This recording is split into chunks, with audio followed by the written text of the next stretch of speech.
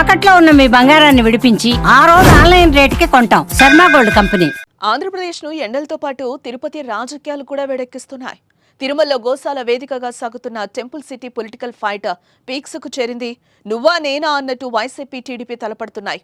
సవాళ్లు ప్రతి సవాళ్లతో గురువారం ఉద్రిక్తత పరిస్థితులు ఏర్పడగా తాజాగా భూమనపై కేసు నమోదవడం ఇప్పుడు చర్చనీయాంశమైంది.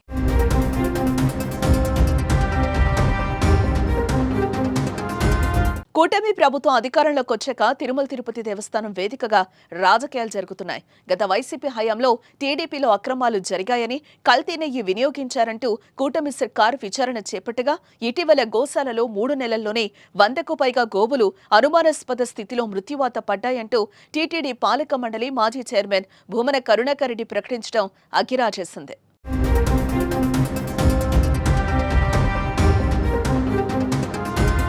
భూమన ఆరోపణను టీడీపీ తీవ్రంగా ఖండించింది. అసత్య ఆరోపణలు చేయొద్దంటూ ఆగ్రహం వ్యక్తం చేసింది. గోశాల వద్దకొచ్చి నిరూపించారని రాష్ట్ర టీడీపీ అధ్యక్షుడు పల్లా శ్రీనివాస్ సవాల్ విసిరారు. టీడీపీ సవాల్ స్వీకరించిన భూమన గురువారం గోశాలకొస్తారని బయలుదేరారు. కానీ పోలీసులు అడ్డుకోవడంతో తీవ్ర ఉద్రిక్తత నెలకొంది. ప్రభుత్వ వైఖరికి నిరసనగా రోడ్డుపై పడుకుని నిరసన తెలియజేశారు ఆయన. ఒకవైపు టీడీపీ ఎమ్మెల్యేలు, మరోవైపు వైసీపీ కీలక నాయకులు పోటాపోటీ నిరసనలతో తిరుపతిలో హైటెన్షన్ వాతావరణం నెలకొంది.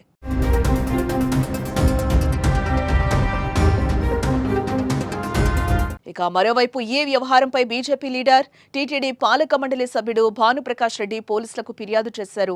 టీటీడీ గోశాలలో గోవులు మృతి చెందినట్లు భూమన కరుణాకర్ రెడ్డి అసత్య ప్రచారం, అర్ధరహిత ఆరోపణలు చేశారని తిరుపతి జిల్లా పోలీస్ సూపరింటెండెంట్కు ఫిర్యాదు చేశారు. టీటీడీ గోశాలపై అసత్య ప్రచారం చేయడం ద్వారా కోట్లాది మంది భక్తుల మనోభావాలు దెబ్బతీశారని భానుప్రకాష్ రెడ్డి తన ఫిర్యాదులో పేర్కొన్నారు. ఈ ఫిర్యాదు మేరకు పోలీసులు భూమన కరుణాకర్ రెడ్డిపై కేసు నమోదు చేశారు.